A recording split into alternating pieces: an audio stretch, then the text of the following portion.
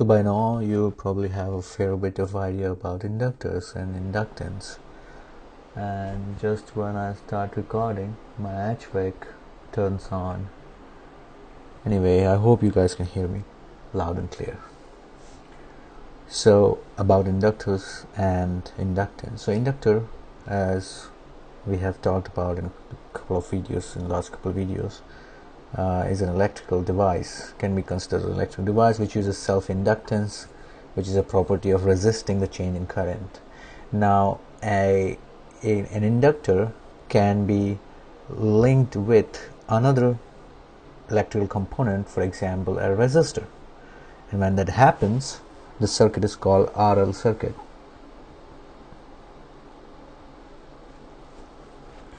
So this would be an RL circuit.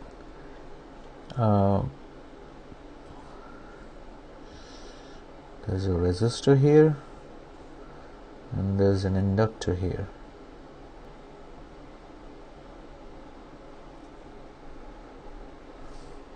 Okay, so this is an inductor and this is a resistor, and I have drawn two switches here, S2 and S1, and S1 can only close and open like this. S2 on the other hand can close like this or close like this. When S2 is neither set on A position or B position, the circuit is open and there's a gap here. That means no current flows. Okay, so it's a dead circuit. And given if S1 is closed, and if S1 is closed and S2 is either in A or in B, interesting things happen. So that is what we will be talking about.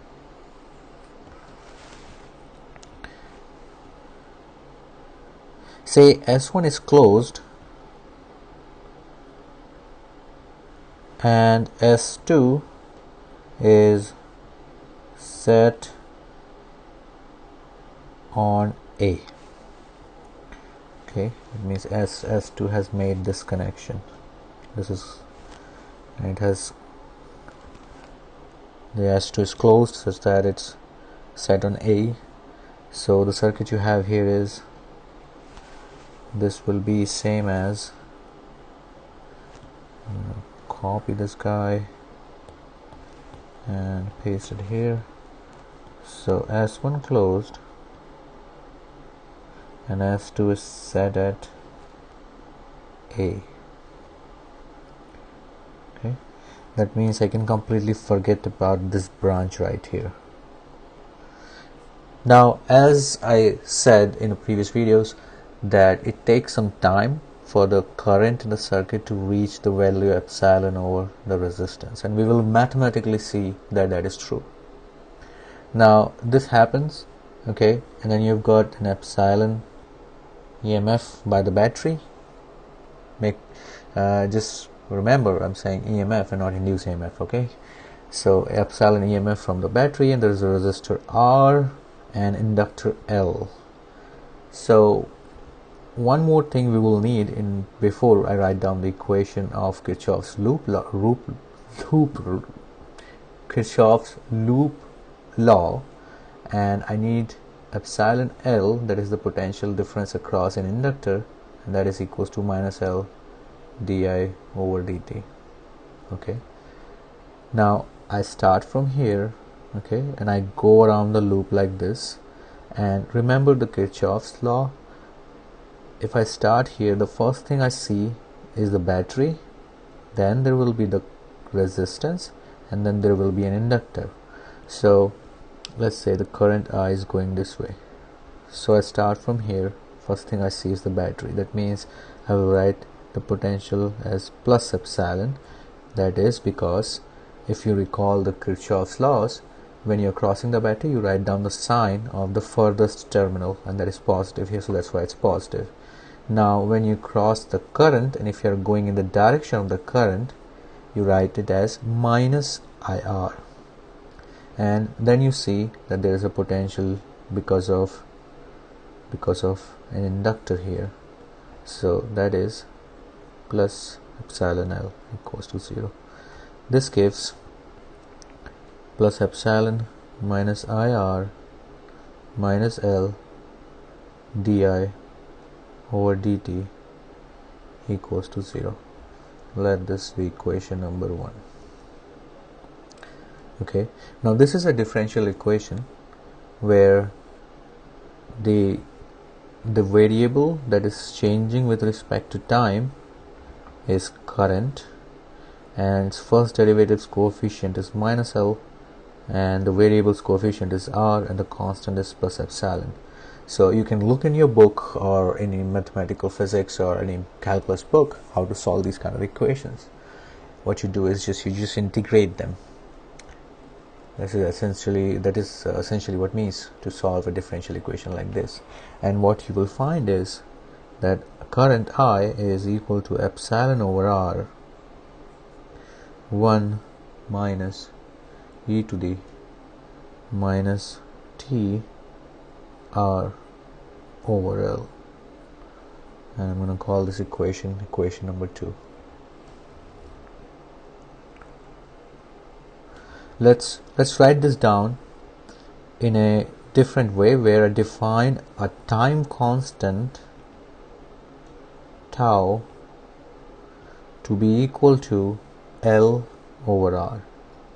So this is a time constant of RL circuit. If you study RC circuit, where you will have a resistor and a capacitor, then it will be a different time constant, and that will be time constant of the RC circuit. So time constant of RL circuit is L over R. Now if you go through the units of L and R, divide them up, you'll see that this will turn out to be the unit of time in SI, that would be seconds. Now I'm really sure about that because you see exponential here, and let's write this down in terms of tau. So it will be epsilon over R 1 minus e to the minus t over tau. And let's say these two equations are equation number 2. So this tau is in the denominator of the dimension time, and e here is a number which is 2.17 approximately, and a number can only be raised to a power that is also a number.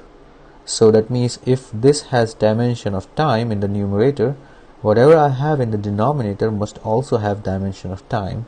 So that's why in SI this will be in seconds. Now let's look at this equation.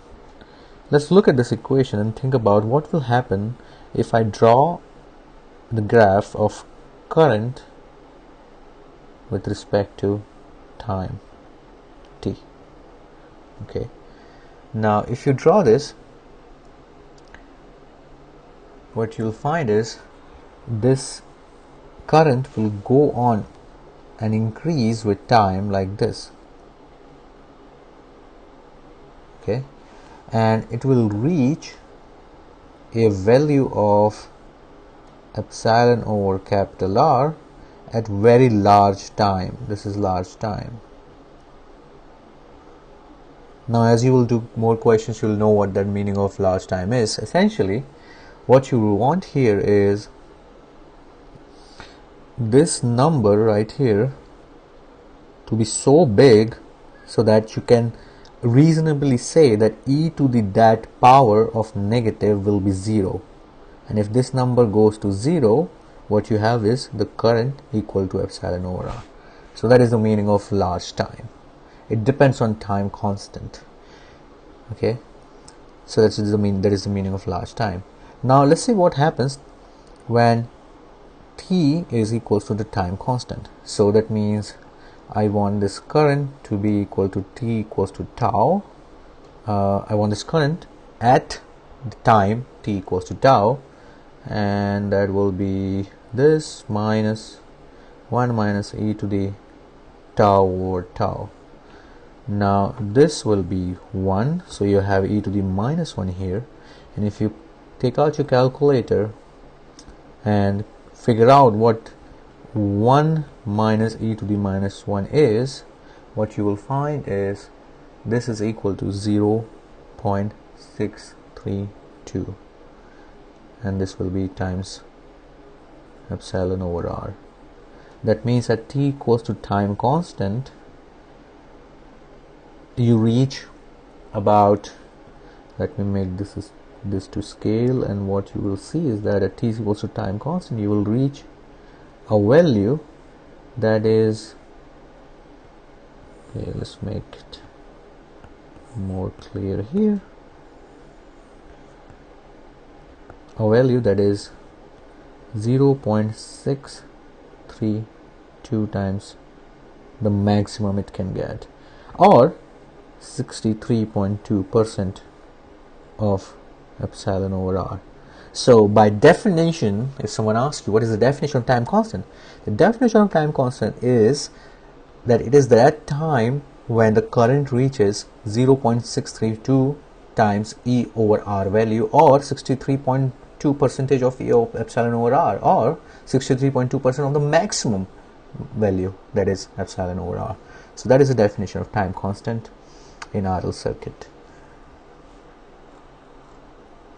Now one more interesting thing we can see here is, let's say I take first derivative of this equation number 2. Okay, so equation 2 is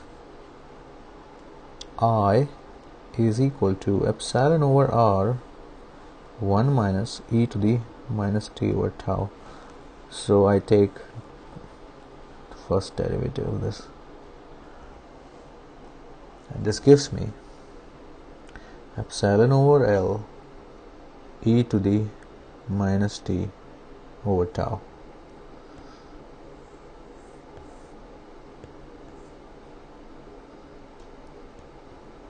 Di over dt equals e epsilon over L times e to the minus t over tau. Now let's draw this one. So if you have a graph where you have on the y-axis di over dt, and on the x-axis you have time, what you will see is this guy is decreasing like this from the value epsilon over L at t equals to 0 to larger times some value that depends on this equation.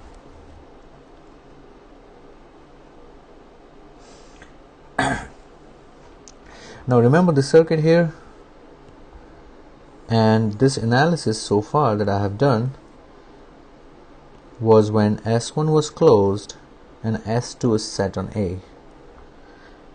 Now I'm going to redraw the circuit, and we're going to discuss the other possibility. What happens when S2 is set on B? Okay. So we're talking about you have closed S1, okay, for the longest time, and what you do now is you connect S2 to B. Okay, so when you do that, what you will have is this guy connected to B like this, and doesn't really matter what happens to S1. We're gonna say that it is closed. So this is the condition when S1 closed and S2 on B. Now what happens is that, see, there's a gap here, right? That means everything this side is a dead circuit, so I might as well just delete everything here. Okay, so the circuit I have is this, and if you really want to make it more boxy for your own understanding, this is just simply resistance R,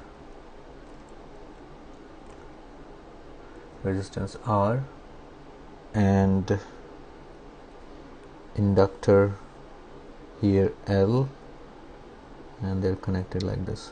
Now remember, I said that's true that this battery that was here, when S2 is connected to B, is like there's nothing there, right? Because there's a gap here. But that does not mean that the current in this part of the circuit is not present. Okay, water break. Okay, so quick recap.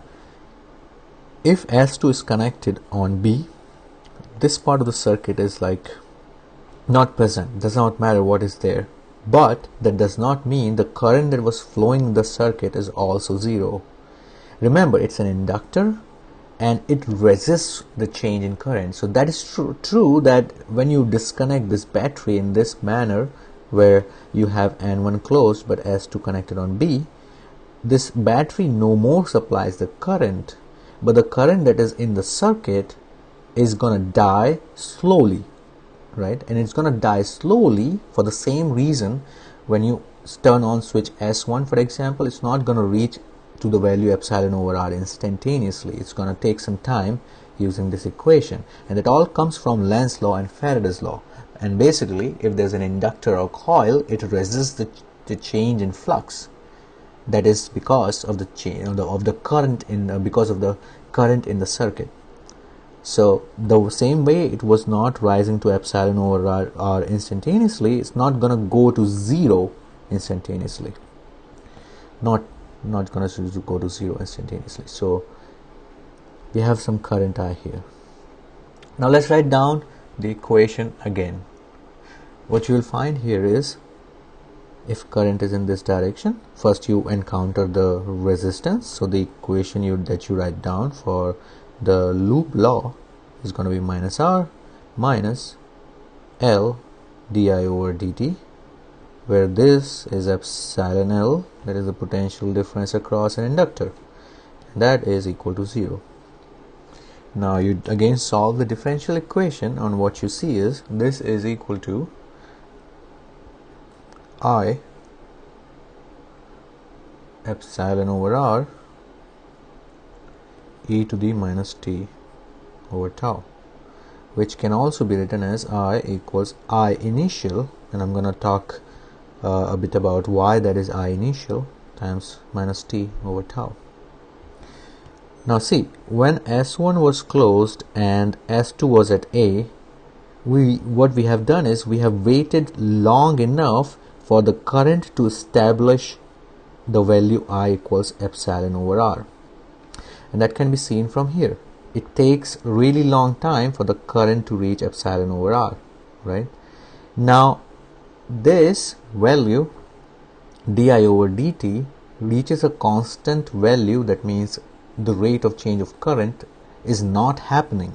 If di over dt is some constant, di over dt is 0, which happens at somewhere here really long time, what is happening is that there's no more change in current with respect to time. That means the current in the circuit when S1 is closed and S2 is connected on A is epsilon over R, and it's not changing. Now what we have done is we have not changed S1, and that is connected to this N. That means that S1 is closed, and S2, instead of connecting to A, is now connected to B. Now the current initially is, of course, will be epsilon over R. So that is why this current is called initial current. Now if you make a graph of this, you'll see that this will be, with respect to time, current, and this will be, as you know, an exponential decrease like this. So that's what happens when you have some initial current and an inductor in the circuit. The current value does not go to 0 instantaneously, while it takes some time to go to 0. So that is the whole job of an inductor being present there. It resists the change in current. So when the current wanted to grow, it didn't let it grow instantaneously to epsilon over R. Because of that, it basically didn't let it go to epsilon over R, but it eventually, the current went to epsilon over R, but it took some finite amount of time to get there. Okay, the same way, when the current was I and there was no battery anymore to sustain that current, the current didn't go to 0 instantaneously, but it took some time to go to 0.